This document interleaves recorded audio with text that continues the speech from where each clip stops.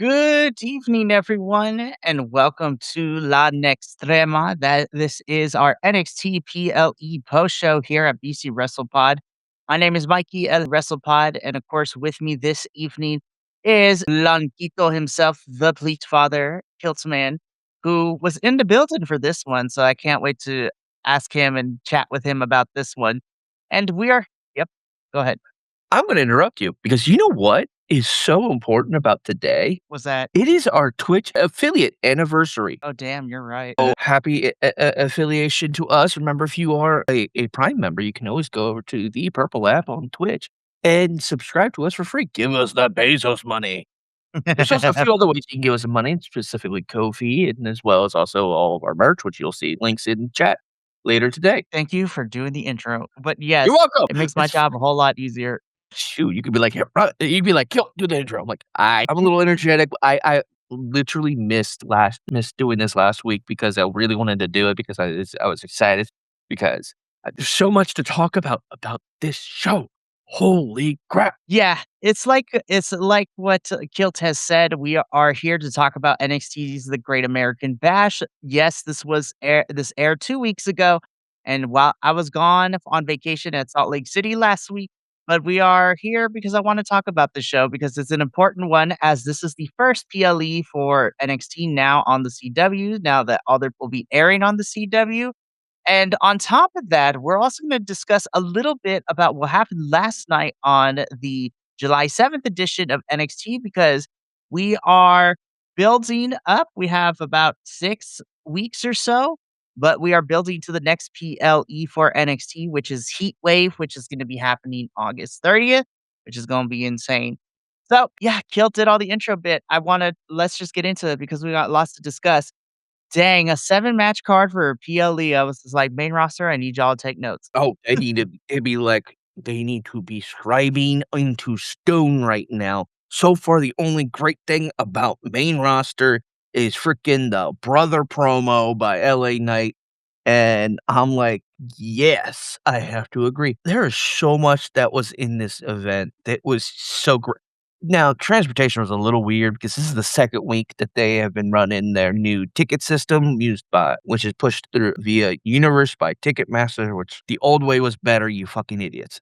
Mhm. Anywho, moving forward, this was interesting because there was two setups. There was outside and then there was inside. And then there was so cool. So in all honesty, as much fun as it was to be inside, I think outside got the better end of the deal because they got to interact with everyone who wasn't performing that night. Mhm. Snack. You could go out, like if you were inside, you could still go out and get hot dogs and whatnot because Hank and Tank were hosting and they were the grill masters along with along with Thea and a few other people. And I'm gonna complain about Thea later. They did my girl dirty or dad dirty, whatever. He's doing his whole dad thing, and it was great. Like I almost didn't go inside because I got flagged down by Hank and Tank because they saw my jersey I and they're like, love that. "Oh, it's ostrich." I'm like, "It is." It's like we haven't seen anything, but we haven't really seen anyone buy anything. But there you go, you have one. I'm like, "Yes, I need the others." Give me more. If they weren't $100, I probably would buy them right now. And what sucks is, like, you look at the merch tent and, like, they don't have a lot of everybody's stuff. There is a new shirt, I think, that came out. It's like a retro thing, but, whatever. But, yeah, they went all out for this. This was such a great production, and, as we said, freaking main roster needs to take notice. They need to, focus on what NXT is doing and build from that because their storytelling is better. Their freaking matches are looking a whole lot better. There's 7 matches in this PLE, and they are all bangers. Like, it was not a bad match, really, that entire night. And it's like, give me more. Feed me and see more. Yeah, Great American Bash did a really good job. Every match was really solid, ranging from good to fantastic. And yeah, let's just get into it. So we're gonna talk about the Great American Bash first, and then we'll get into last night's NXT. So we're gonna start off with the match that opened up Great American Bash, which was for the NXT Championship. So this, of course, is our NXT champion, Tony D'Angelo, taking on the challenger in Naraku. And again, the story going into this whole entire match has been interesting because Naraku ended up getting number one contendership after beating Mason Rook, thanks to some interference from Cam Hendricks during that match a few weeks back. And Tony D'Angelo not buying this whole entire nice guy act. And then on the go home angle, Tony D'Angelo got fireballed to the face. So that is, and Tony D'Angelo would be fighting with said band aids across his face during this match. And so that is how we got here. I'm not going to lie. I was very surprised to see this match open up the show only because I know that this was a big main title bout. So I was expecting it to be towards the tail end of the card. But honestly, I was pretty okay with it opening up the show. I thought this was a really solid back and forth between Tony D'Angelo and Naraku. Again, this was a really nice first big feud for Naraku now that he has settled into NXT. Also, very surprised to see Tony beat Naraku clean here. I was expecting some shenanigans. I was expecting a stunt, but no, Tony was able to win. He beat Naraku clean, no shenanigans, no nefarious means to win. Solid bout. I don't have too many complaints about this one. This was like it was banger start to finish. I can't sit here and talk enough about how much fun this and I do love what they did with the matches because they did men's NXT title, women's Great American title, men's American title, women's NXT title. The only thing that could have made this better is if they threw in the tag titles and they brought the tag to fucking NXT for the women. Anyway, moving on. So it was cool to see, and it was probably hard for Tony, to stay as one-eyed the entire night because his bandage kept slipping. He kept having to readjust, and this was so banger. Like, it was shot after impact after impact. This really set the tone for the entire night. It launched off on an amazing event, and I absolutely love everything that's gonna happen with Naraku coming up because this didn't make him look weak. This made him look strong as hell, and he was phenomenal. Yeah, as we would see, the last 2 weeks, it seems that Naraku is still going to be swimming around Tony D'Angelo for a little bit, which is great. And we'll talk more about that when we get to the NXT, TV episode portion of our show. But again, Tony D'Angelo, clean win over Naraku. And we move on into our second match of Great American Batch, which was for the Women's NXT North American Championship. Zarya defending her title against the former champion, Miss Tatum Paxley, in which Tatum is wanting a rematch for the title.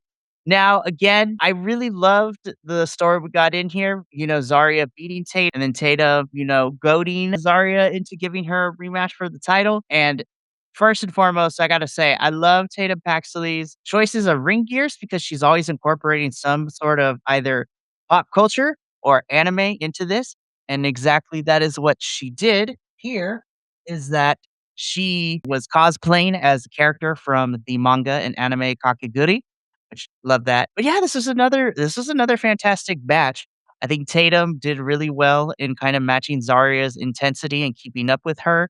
And Zarya, like actually kind of having to take Tatum a little seriously was also really fun to, as well for that one. Man, Zarya was brutal in that finish though. I was like, damn, she really had to put Tatum down to retain this championship. But yeah, another great match. I think Tatum is another one where I don't know what's left for her to do here. So I don't know if they want to, there has been talks of her maybe possibly going to main roster here soon, but who knows? But again, this was a really fun and great first title defense for Zarya against, the person she won the title off of.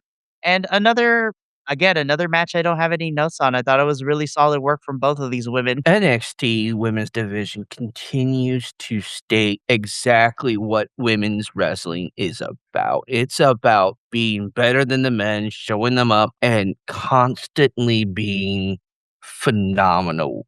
Amazing moves, thrills like crazy. This was like there were points in time where I was scared for someone's safety. I will make mention about I forgot to mention this about commentary, but I'll go back to that later. But this was so much fun. Like Zarya is dominant.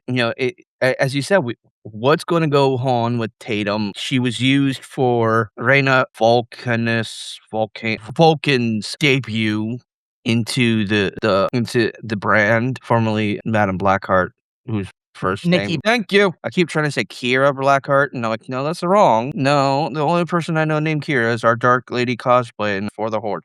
Anyway, but no, this was honestly, it was big impactful match with Tony and Naraku.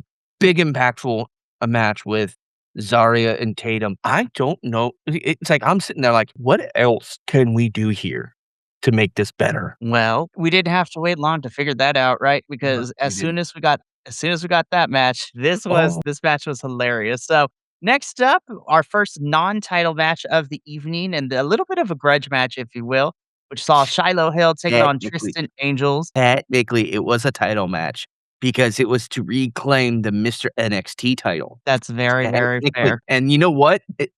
Being technically correct is the best kind of correct. Well, since I got actually'd by Kilts here, I'm gonna give him the point for that one, because Yes. technically this was for a title, but not in a tradition and not in the traditional sense, as this was to reclaim the title of Mr. NXT for Shiloh Hill, but it was Shiloh Hill versus Tristan Angels. Again, they have been feuding for the last month and a half or so, and we had the Mr. NXT patch in a couple weeks ago, which led to having a series of matches after that. And here we are, Great American Bash. This match was fun to watch again. Shiloh has become really over with the crowd over the last couple of months, and I've thoroughly enjoyed him. Tristan Angels is also annoying, but he's doing his job perfectly. The best part, well, my favorite part of this match is obviously when Tristan goes underneath the ring and we literally have a Scream-esque type of call-in scene where a cell phone is ringing underneath the ring and Tristan goes to answer it. And Shiloh is the equivalent of us like, what's your favorite scary movie? Like, and then he gets to choke Tristan out. Tristan gets out from under the ring, and Shiloh once again is choking him out. And Shiloh Hill is able to win and reclaim Mr. NXT title. So this was just a fun match. This was the sport. I was sports entertained, as the kids say. I was sports entertained. It was. This I'll was be back. okay. Somebody's at my door. Oh, okay, cool. I will, yeah, because this was amazing. Like, I legitimately love every minute of this because this is starting to give freaking Bray Wyatt Funhouse vibes, and I'm 100,000% for that. Like, I absolutely love it. Ooh, sorry, distracted. Important conversation. Anywho, it was great. It like and the cool part, yes, it was a pre-cut. It was a pre-cut transition because obviously, they're not gonna they had to choke out Tristan under the thing and then have Shiloh come in from behind him and choke him out, after he got out, which was cool because they did a little bit of smoke and mirror with the lights and cutaways and such, and it was really good. I actually enjoyed it. This is good. This is giving some spooky. We're gonna do some spooky dooky funky shit with Shiloh, and I'm all 1000% for it. I think we're gonna get our like a new version of the Playhouse, and I'm excited. I'm very excited. It's gonna be a lot of fun, and this was definitely a well-earned victory for Shiloh. And we'll talk a little bit more when we get to the NXT episode, but it seems that him and Tristan are not quite done with each other yet. So I'm here for more shenanigans. So after this match, we get into the fourth match of the card, which was another really fun one underneath the speed rules. So this, of course, is our for the for the WWE Women's Speed Championship. This is, of course, Ren Sinclair represented the Ren QCC, taking on Birthrights Ariana Grace. Ariana Grace got this opportunity for this match by winning the number one contenders tournament, and thus Ren QCC would be in full effect this evening because with Ren defending her title and Kendall hoping to vie for the NXT Women's Championship, Kendall had to show up and show out, and that is exactly what she did. Birthright tried to cause some interference, but Ren was able to keep up and not allow them to get in her way. And yeah, Ren Sinclair hits her finisher, makes Ariana tap, and that's all she wrote for this one. And, Ren Sinclair is still your WWE Women's Speed Champion. I absolutely loved seeing Ren just pop Charlie right in the mouth. And one of the funny things is whenever I see Charlie walking around with the birthright. It looks like he's just there because he kinda has to be. He's not, like, really into it like the rest of the team. He feels so out of place still, and we've He talked is about at this before. It's like, "Put you back in the church." It was just it's like, when he's in the ring, he's serious and getting shit done, but it's like, they really need to rename white privilege to something else because holy shit. Like, I hate this team's name, like, beyond Birthright? Yeah, NXT and WWE in general, like, I'm like, "I need to know how we're coming up with these names," because between Birthright and Nicole, I'm just like, "I don't know how I feel about this." now my we'll get into my next thought process later towards the end, well, because I just remembered something and I wanted to go over it, but this was a good match. This was like I don't know, like, I can't say anything negative about this match because it was fun, it was fast paced, it was a good setup. I'm glad that Ren was able to maintain and now Ren QCC still has, the speed turning. You know what they should do? They should give Ren and Kendall the freaking women's tag Mhm. champions so that way they can be double champions for, like, I don't know, a small bit, just for a little bit, and then, give it back. I mean, can look at freaking Lola. She's been the mixed tag champion for how long now? Trying to think. For a hot minute, at It's been least. at least 2 to 3. Yeah. Yeah, about a few months at least. Yeah, so it's like and then Lola was, was a double champ, or is a double champ, at least up until into this night. But that's spoilers. Spoilers, darling. If we continue, before I spoil anything else. Alrighty, so Ren is able to retain the championship, and we go into our next match, which this one was just a show up and a show out of Saquon Sugars and what he can actually do when he is given time. So this was Hey. actually exactly. Let's talk about this entrance. I was just like, he has his Yeah. entrance, Saquon's entrance theme has a whole entire producer tag, like most hip hop songs now, and I love it. It's just like, I want to see Saquon. I'm like, "Yes, okay." Like, I wanna know what input he gave for his intro because this was fire. Like, I was grooving, I was feeling it. I'm like, "Come on, give me more. My fellow DC man, give me some more." I loved it. The entrance was fun, and, now that we are making sure that Saquon is a single star, but I have to say this was in my top, 2 matches of the evening, not only because I love seeing Saquon do, what we knew he was capable of, and now that he's a single star, his offense is very innovative, but honestly, I also thought that Dion Lennox did really solid in this match too, and they had a really great back and forth. And it was really great to see Saquon pick up the win here.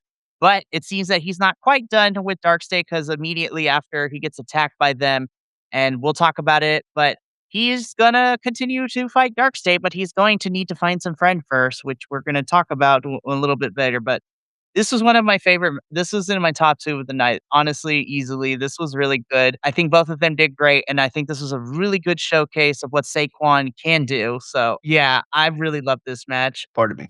Anyway, yeah, then I had no notes. I have no continuous notes. Let us move to the next. So we go from one match that was really awesome to watch to another one, and I'm not gonna lie, this was my favorite match of the entire night. Like, holy hell, man. Talk about when 2 opponents know each other and have been together for so long and they have been able to develop wrestling together and against each other.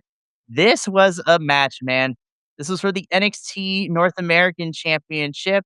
Miles Bourne defending the title against his longtime friend and Tavion Heights. This match ruled, man. The intensity was there.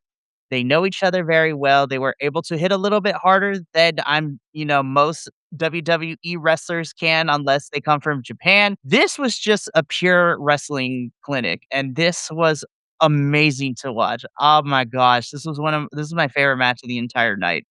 It was really solid back and forth, really good in-ring psychology. You felt the friendship here between the 2 of them, like, being tested and, heat to the fire, so to speak. My goodness, I really thoroughly enjoyed this match. Miles Bourne retains, but the camaraderie afterwards, what a match, man. Holy hell. The crowd were on their feet for this one. This was it was insane.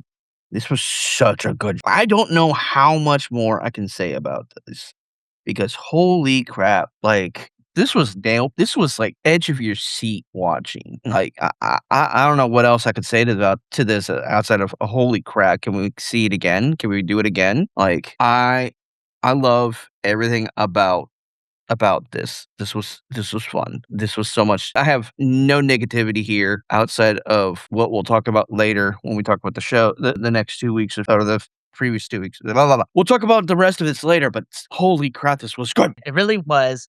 Then it just kept that energy going into our main event of the evening, the NXT Women's Championship. Main event at Great American Bash, Lola Vice defending the title against challenger Kendall Gray. Kendall winning a number one contenders match to get this opportunity.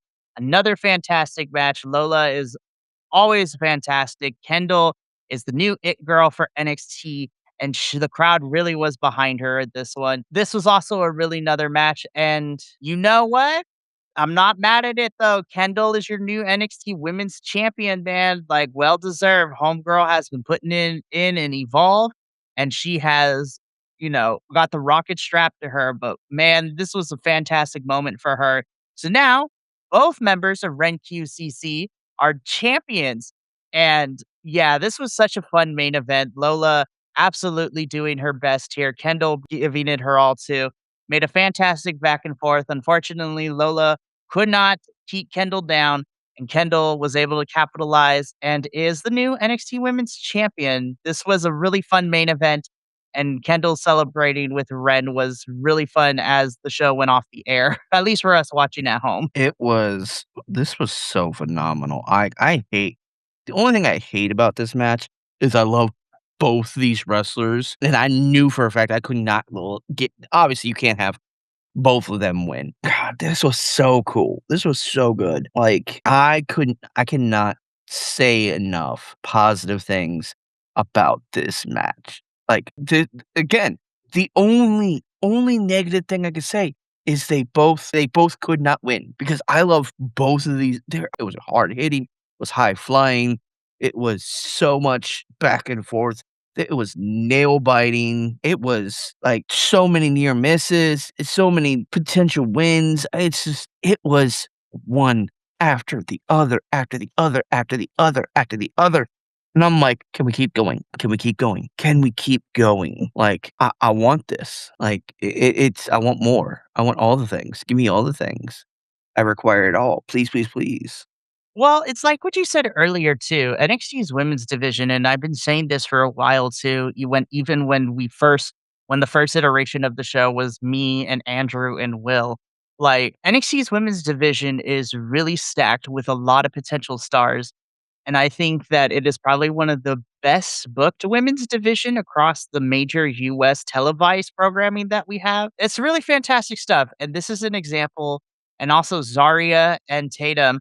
Like this women's division in NXT is nothing to be scoffed at or, messed with because we get phenomenal matches like this. And this was one of those cases. But yeah, Kendall is our new NXT women's champion. And now she is starting to feel the weight of the champion after these last 2 weeks. So let's get into this, shall we? So we're going to talk about last night's episode of NXT briefly, kind of go over some of the big things that have happened. So that way because we will also be going dark next week, and then we'll be back with our regular scheduled programming when I come back. But let's talk about last night's episode because last night's episode had some big stuff. Now, granted, last night's episode was a pre-taped episode as last week, they did a double taping for NXT in order for, people to have the week off and stuff like that. There were a couple things that happened this show, right? So, of course, we opened up with Callie Armstrong, cutting a promo, and then Lola and Kalani interrupting, kind of setting up those three to be the ones circling around Kendall for, a shot at the NXT Women's Championship, which we would which we're getting a triple threat next week to figure out who becomes number one contender. What I'm assuming will be the one to face Kendall for the title, probably a lot sooner than I think because Heatwave is not until August 30th, so we have a very long time to get there. So should be interesting. Some other things in terms of match wise happening. We have Dorian Von Dukes and Sean Legacy as new number one contenders for the NXT tag title. So they will be getting that match next Tuesday against the Vanity Project boys.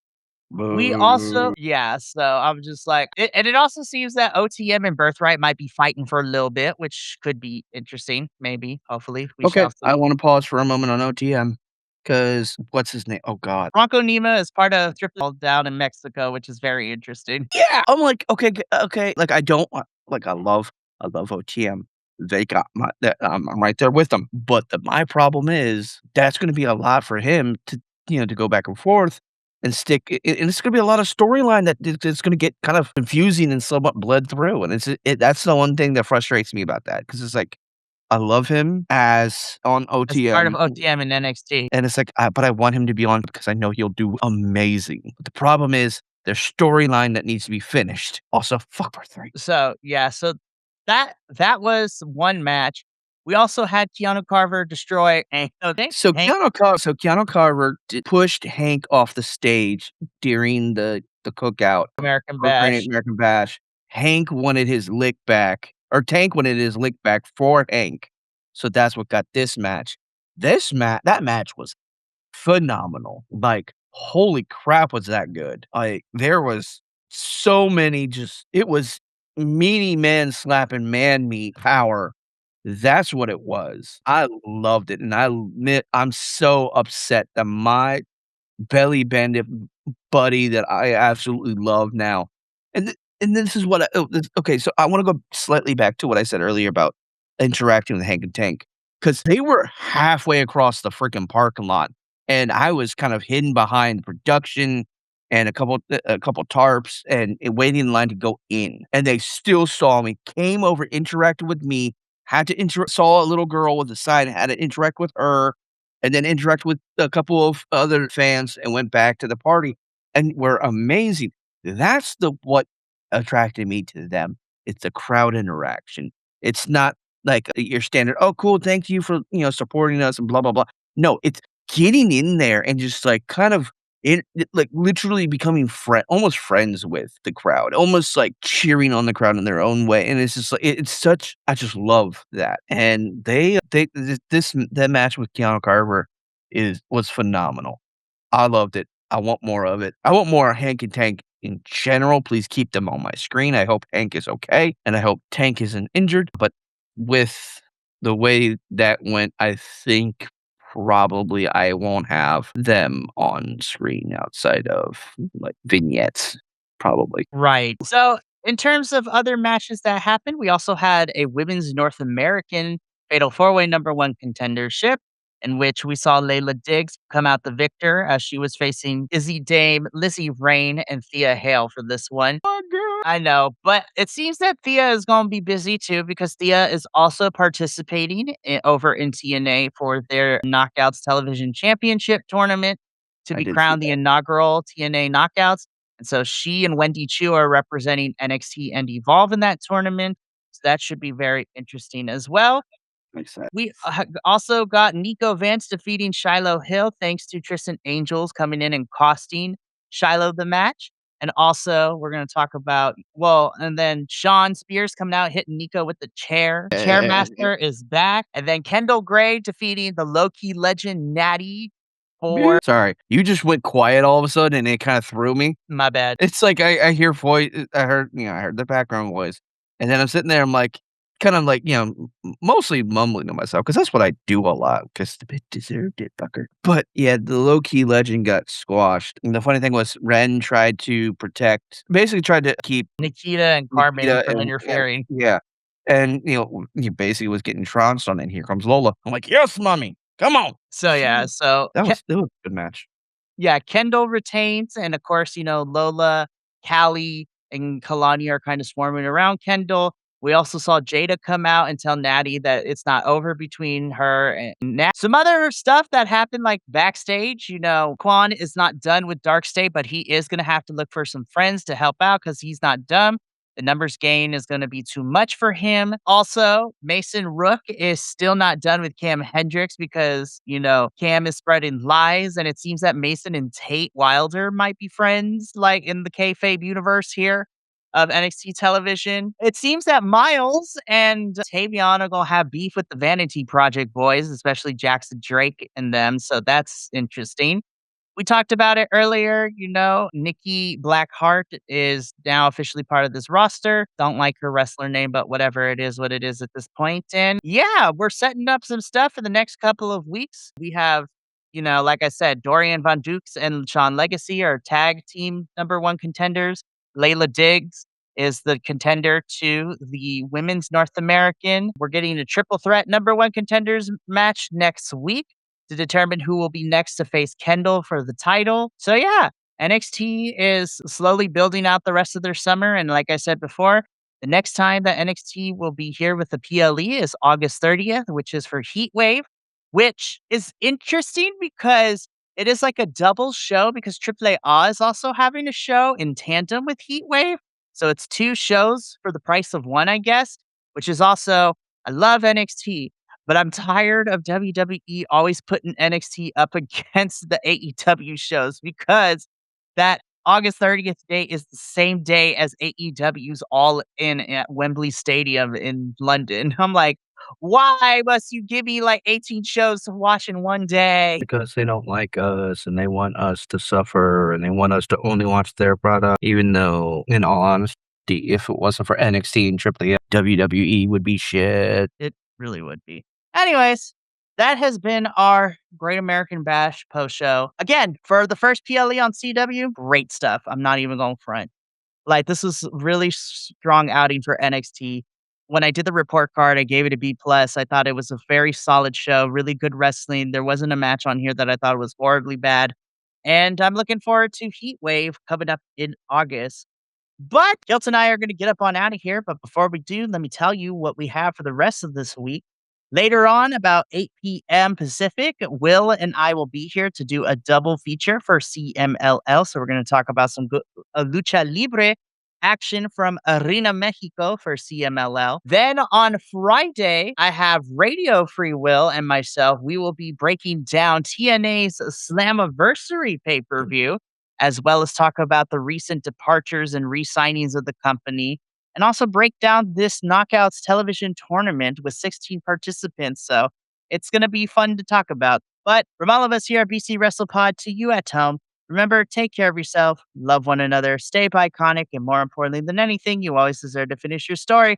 I will see you in a matter of 2 hours for CMLL. But until then, adios. And until next time, peace. Why did that ending feel like longer? Thank you so much for tuning in to another Vibe Tribe production. What's gonna happen next time? Well, you're gonna have to tune in to find out. But until then, remember, take care of yourself, love one another, and as always, make sure that you keep the good times rolling.